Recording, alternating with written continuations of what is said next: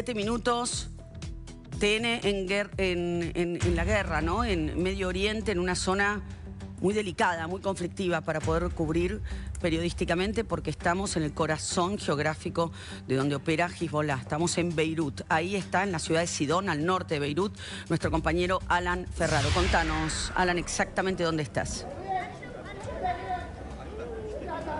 Bien, Lore, estamos más o menos a 1 hora de Beirut, la capital del Líbano. Esto es Sidón.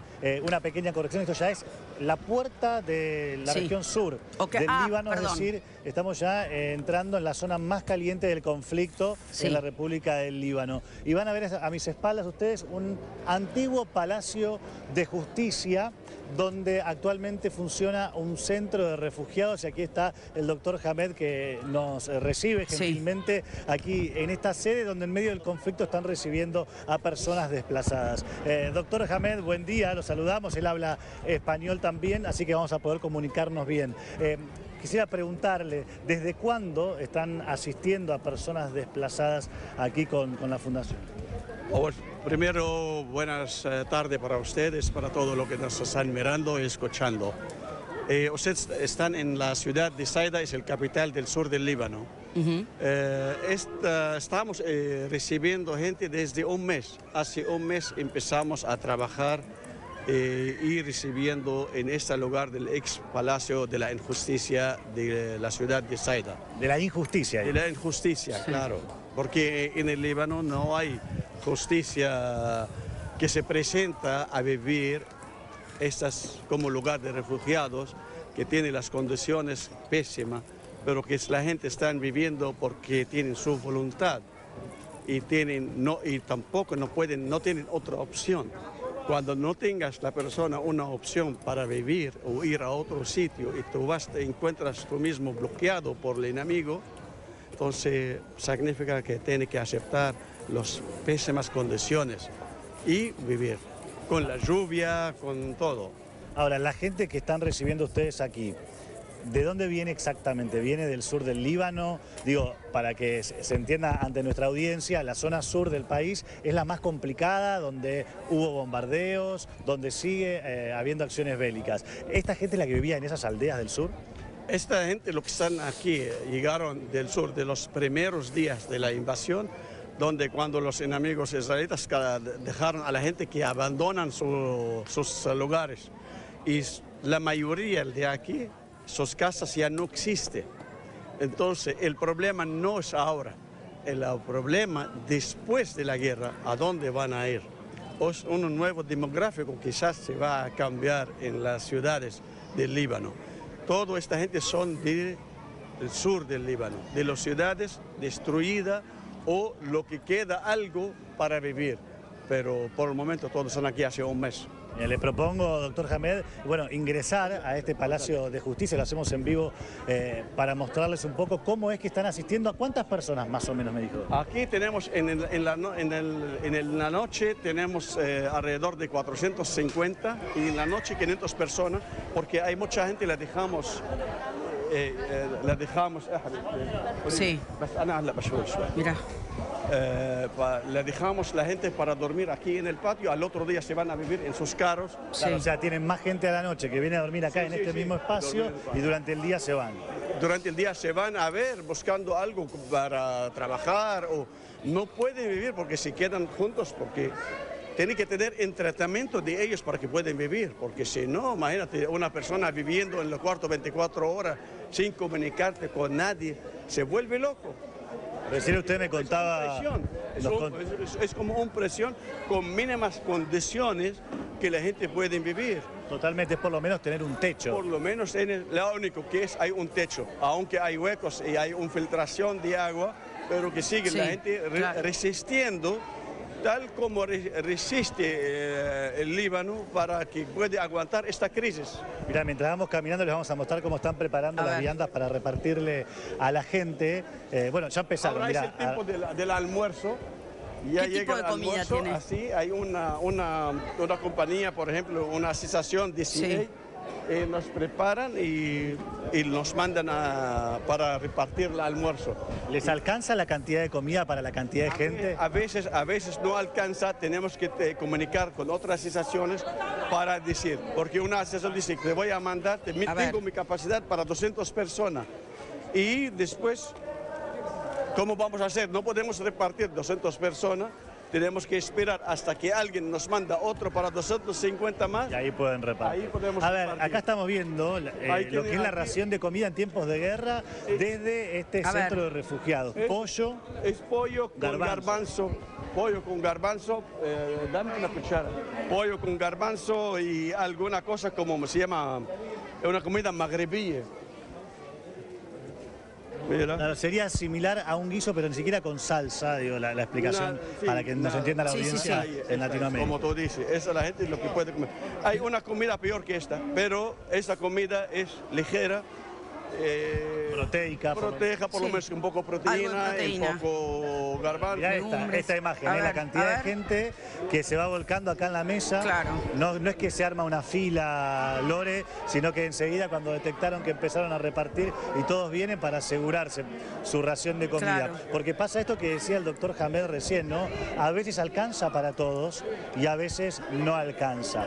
Hamed, ¿hay alguna prioridad para repartir el alimento? ¿Es por orden de llegada cuando llega el momento de repartir? Bueno, aquí la prioridad es la gente que tiene incapacidad de caminar. Tenemos, por ejemplo, en el centro casi 8 personas no pueden caminar, no tienen piernas. Unos de la guerra, de la anterior guerra, y otro del 2006, de la guerra del 2006. Perdieron sus piernas. Y esta gente nosotros la llevamos primeros a sus cuartos. Claro. Y los últimos serán los primeros, ¿no? Una vocación de servicio que queda manifiesta. Exactamente. Los últimos. Ahora, doctor, usted me contaba recién fuera del aire la historia de una madre que tuvo que traer acá a su bebé recién nacido. La madre está hospitalizada. Sí. O sea, también tienen que lidiar con esas situaciones absolutamente extremas. Tenemos 3 niños recién nacidos. Tenemos 3 niños recién nacidos en el centro.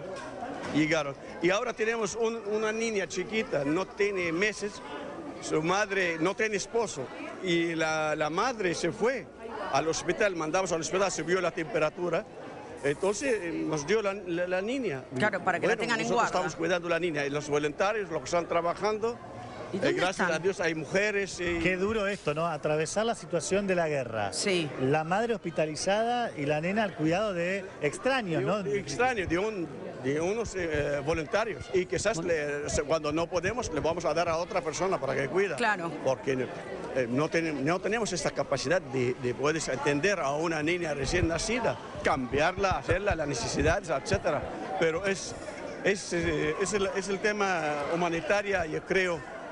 Que ya es la tercera guerra estamos participando, del 2006, 2024 y ahora el 2026. Ahora, y lo hacen a través de la fundación de nombre, corríjame usted, Amalona. Amalona. ¿Ustedes reciben donaciones de particulares, de empresas? Es una asociación particular, privada, de unas cuantas personas que tratan de ayudar a la gente.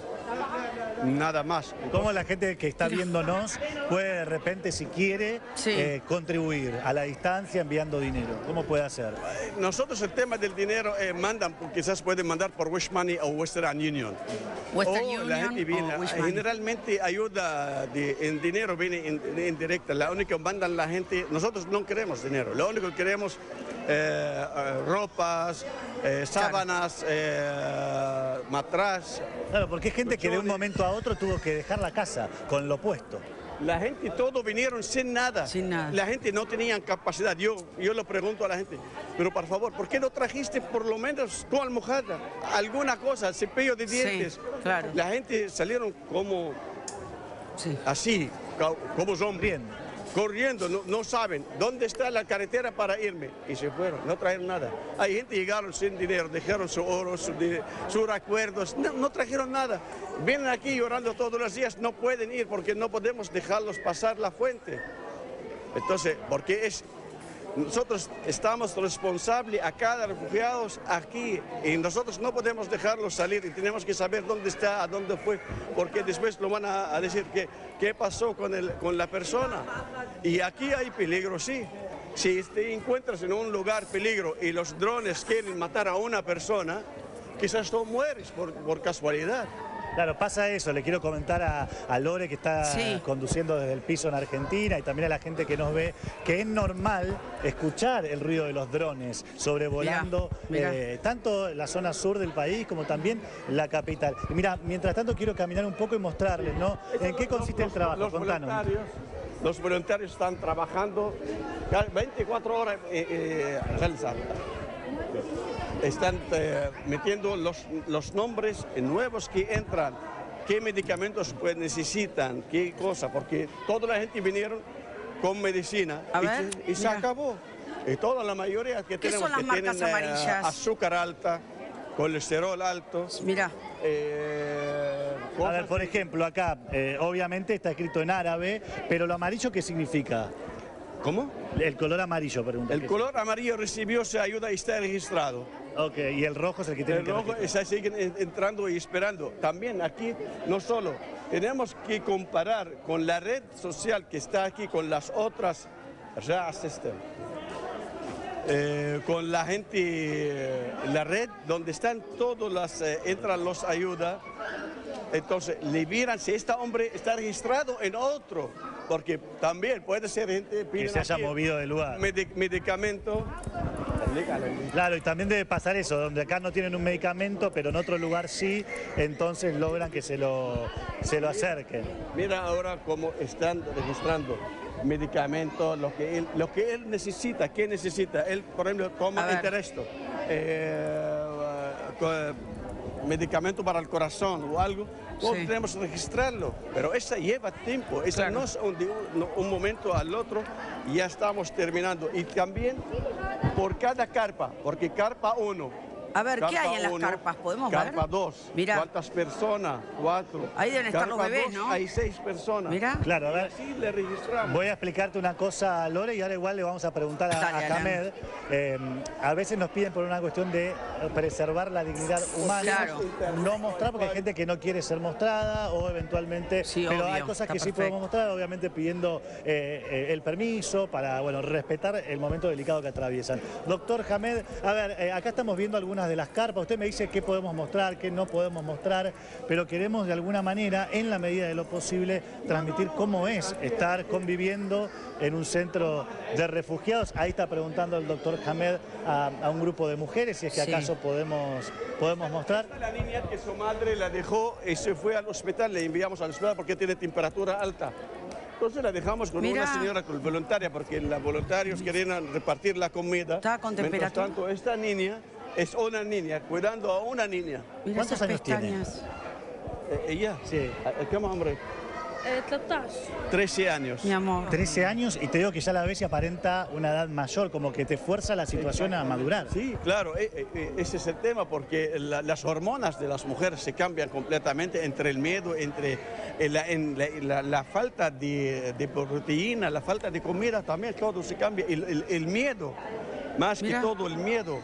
¿Qué vas a hacer? Todos los días drones, todos los días drones. Aquí la gente no descansa, Los mentes de la persona siguen pensando en la violencia, siguen pensando lo que va a pasar. Nadie sabe aquí qué es lo que va a pasar. Mañana quizás le dicen evacuación de la ciudad de Saida. ¿A dónde van a ir la gente? O el campamento palestino, lo que está a unos 2-3 kilómetros de aquí. Esta gente tenemos más de 150, 200.000 personas. ¿A dónde van a ir? Si van a empezar así poco a poco, dejar la gente. Sí, es muy compleja la situación en función de lo que vamos nosotros registrando y también hablando con personas como el doctor Hamed. Vos me preguntabas, Lore, recién... A veces tú lloras porque tú no puedes hacer más. No, claro, la impotencia. ¿Te pasó de tener que decirle a alguien no te puedo ayudar? Hay cosas, cuando tú lo ves a una persona no puede caminar y viene su familia, le dejan porque no pueden cuidarlo, porque tiene que ir a buscar algo para otra familia. Y nosotros tenemos que llevarlo, bañarlo, darle todas las necesidades, ponerlo pañales. Tú sabes que cambiar pañales para una persona mayor, pero no tiene Alzheimer, pero tiene memoria, es la más vergüenza que tú puedes verla en la vida. Me choca a mí, yo le digo... Ahora, afecta la dignidad. Total. Afecta la dignidad Bueno. y la privacidad de la persona. Aquí tú vas a ver, la privacidad aquí es mínima, mínima, mínima. Yo, por ejemplo, si pasa a nosotros algo en esta ciudad, yo prefiero quedarme en la casa, que destruyen la casa, a salir a vivir en un lugar de refugios. En absoluto. Mira. Me hago un tiro y no salgo de la casa. Y yo siempre le digo esto, pero esta gente tiene niños, dicen, pero ¿qué hacemos con los niños? Nosotros morimos, ¿y los niños qué? Claro. Es tema muy... ¿La niña de 13 muy está difícil, sola muy o con difícil. sus papás? Y estamos haciendo actividades para que los niños Sí, juegan, claro. repartimos juguetes, etcétera, pero al final va a regresar a su cuarto, no su cuarto, donde viven con otro vecino que él no lo sabe, con otra persona no lo conoce.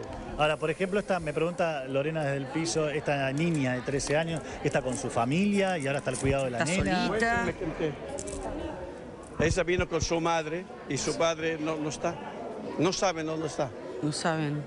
Y ahora ¿Y están la viviendo casa? aquí. ¿Qué Como pasó? no tenemos capacidad para poner la gente, Ahí nos van a Mira, permitir ahí está la mostrar. familia, y que la gente la mamá. puede vivir en esta carpa. Claro. Mira esta Mira, carpa. duermen Está ahí. lo más posible las coordenadas para vivir 5 personas o 6 personas. Claro. 6 personas duermen acá, chicos, en esta carpa. Hay 2 colchones, 3 veo, algunas almohadas, un bolsón de ropa. 5 y los niños le ponen ponerlo acá. O le duermen por tiempo. La madre sigue sentada afuera duermen los niños, de vez Claro, empujan se un van poquito, turnando, empujan al otro niño. Dios. Ahora, recién contabas, por ejemplo, la historia de esta familia donde no saben dónde está el padre. ¿Qué pasa a la noche en esos momentos donde impera el silencio? Digo, desde el punto de vista emocional de estas personas que tuvieron que ser desplazadas. ¿Hay cuadros de angustia? ¿Cómo lo describís, ese clima desde el punto de vista emocional que se vive en esos momentos donde tal vez hay un silencio y cuando hay silencio uno puede pensar? Bueno, el tema es que el silencio empieza aquí a partir de las 12 de la noche. Ya la gente vuelven a su mismo, donde van a estar solos, se apagan las luces y se quedan. Esta ya no hay ruidos, esta parece como un lugar de depresión. Cierran la puerta, apagan la luz, a las 12 no hay nadie. Claro. Esta es dependiendo de cada persona, Silencio. dónde se va a llevarlo su memoria, su Sí, cerebro. Claro.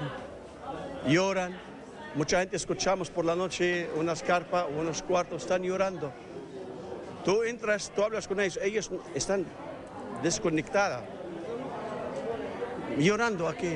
Recuerda a su madre, recuerda a su padre, recuerda a su hijo, dónde está, su hermana, su nieto, así, tú escuchas gente, lloran por la noche y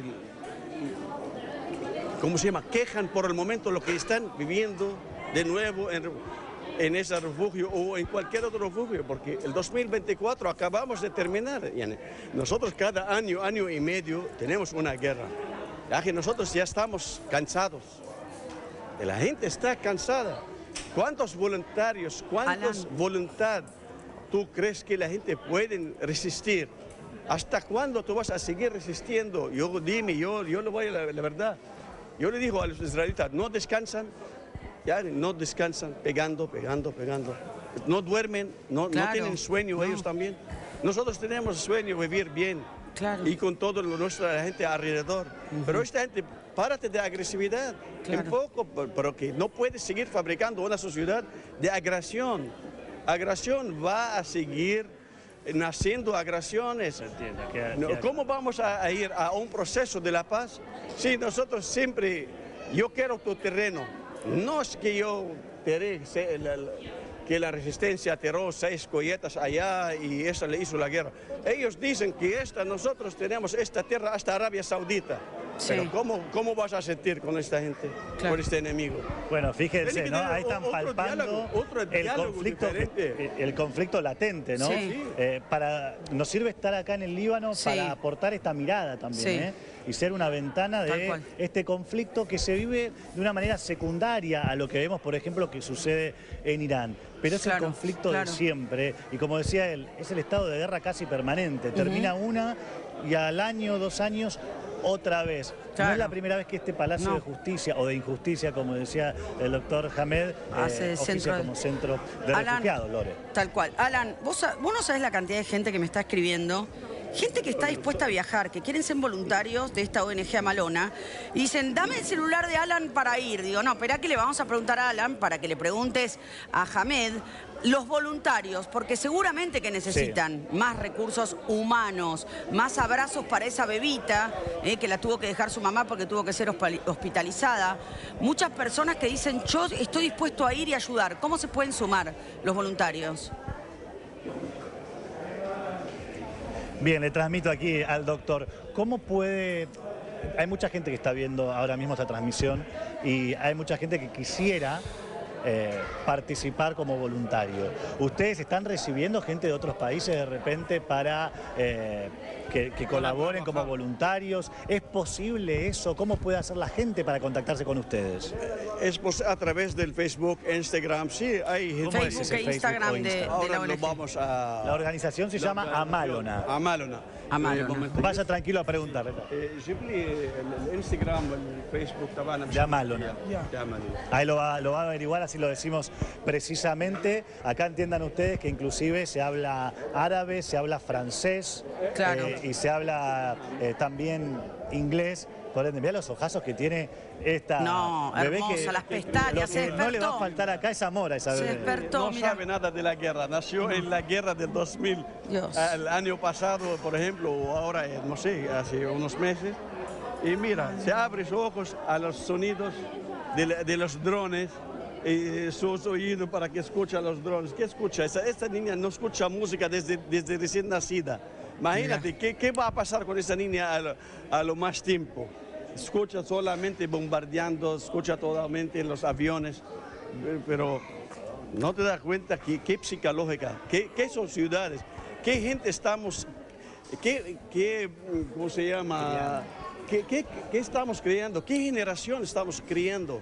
Ya nosotros, nuestra generación, ya sabemos, pero esta nueva generación, ¿de qué va a pensar? Va a vivir en el odio, va a vivir, no tiene nada de amor. ¿Qué amor nosotros vamos a ofrecerla? ¿Qué amor? Ella escucha, ella sabe todo, los niños ahora nacen, saben todo. Entonces, van a odiar, vamos a seguir viviendo en el odio. Tenemos que buscar un proceso verdaderamente donde se respeta las naciones, respetas la gente, respetas la frontera entre el Líbano e Israel. Y punto, y parar el sueño que yo tengo, que esta es mi ciudad y tengo el terreno del Líbano hasta Arabia Saudita. Mira, acá nos acercan, doctor Hamed, Lore, el Instagram. A ver. Este es el Facebook, a ver.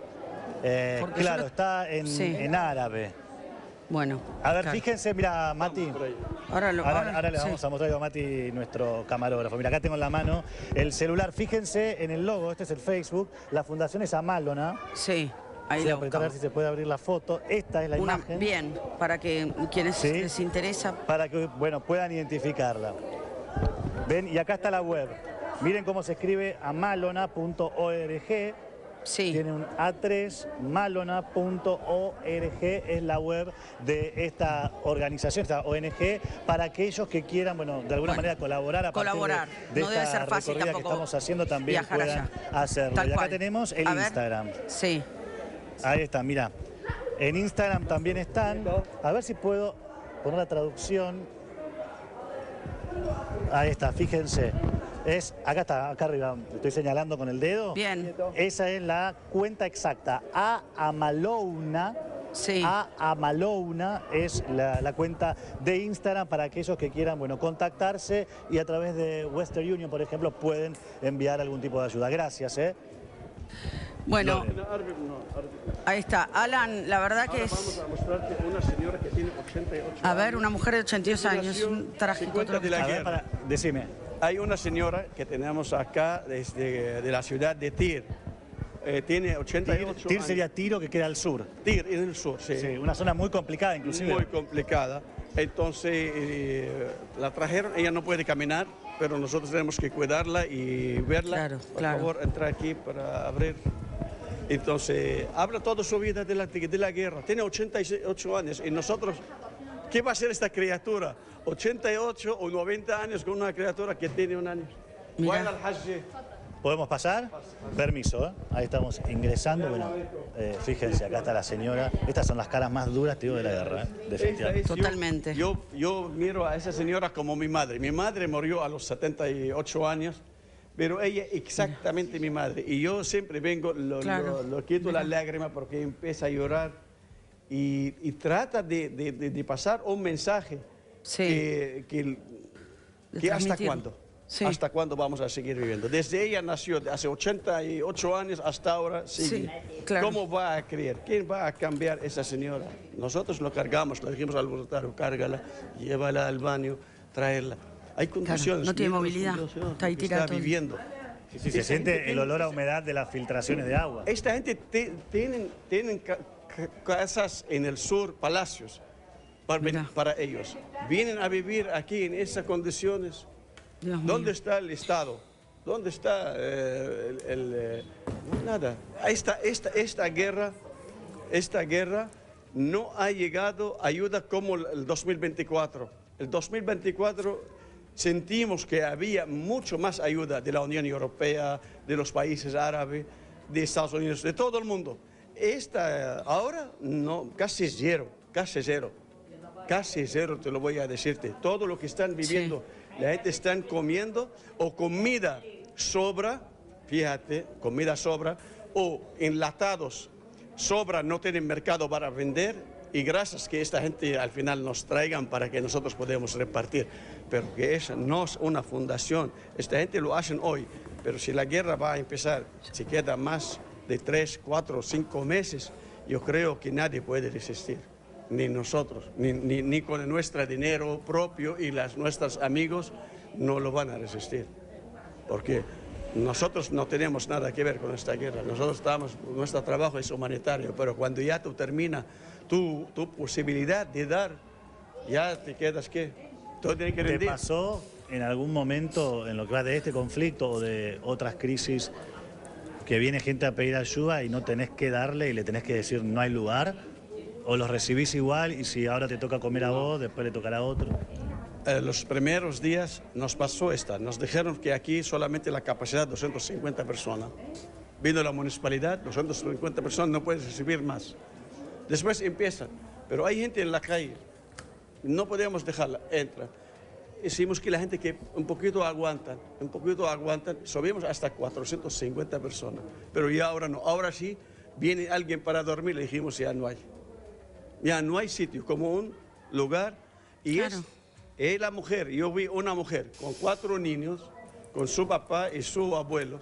Sí. Y le dijimos que no puedes entrar, porque ¿dónde voy a ponerte? Claro. Si te vas a meter, te vas a hacer problema, porque nadie tampoco va a dejarte entrar a su cuarto. Entonces, vamos y dijimos no. Y tú lloras, y ellos lloran, pero con no puedes solucionar. Les quiero agradecer, doctor, por recibirnos acá. Siempre vengo y quiero besarle la mano. Mira a esta señora. Allah ykhalik. Mira, no. A él le recuerda mucho a su madre. A su madre. Por eso tiene una empatía particular, además de pensar en la situación que atraviesa esta señora de no poder moverse por sus propios... y llora. ¿Ves? Mira. Durísimo. Es la peor cara de la guerra, es esta, ¿no? El impacto que tiene en la humanidad, en la gente. Bien, ahí entonces le mostrábamos en vivo en TN una recorrida por una ONG que aquí en el antiguo Palacio de Justicia recibe... o me corrige, el de Injusticia, recibe a cientos de desplazados de la zona más caliente del Líbano, que es la zona sur, que hoy también es sujeto de ataques. Están eliminando también aldeas con el argumento de parte de Israel de querer generar una zona de amortiguación o una buffer zone, así lo denominan, y es por eso que todavía a esta hora hay ataques aéreos y también ataques en el terreno, fundamentalmente entre Israel y Hezbollah, y en el medio de la gente, los civiles, tuvieron que ir en dirección al norte. Alan, Adelante. excelente tu cobertura. Aquí estamos para cuando vos lo requieras. La prioridad es tu seguridad y también la cobertura periodística. Alan Ferraro, desde una zona de altísimo conflicto, Beirut, la capital del Líbano. El Líbano es un estado soberano, reconocido internacionalmente, pero dentro de ese país opera Hezbollah, la organización política militar. Tiene mucho poder armado propio, está alineado con Irán. Y las autoridades del Líbano no tienen pleno poder sobre Hezbollah. Por eso, el Líbano no decide la guerra, no tiene poder de decisión, pero la sufre directamente porque los ataques están centrados en el corazón de Hezbollah, que está allí en Beirut, donde está nuestro compañero Alan Ferraro. Paralelamente, lo están viendo ustedes.